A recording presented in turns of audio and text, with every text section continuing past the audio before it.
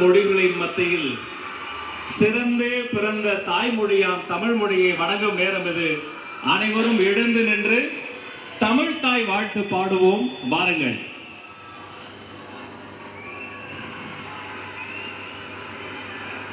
நீராறும் கடலுடுத்த நிலமடந்த கெளிலொழுகும் சீராறும் வதனமென திகழ்வரத கண்டமிதில் தெற்கணமும் அதில் சிறந்த திராவிடனல் திருநாடும்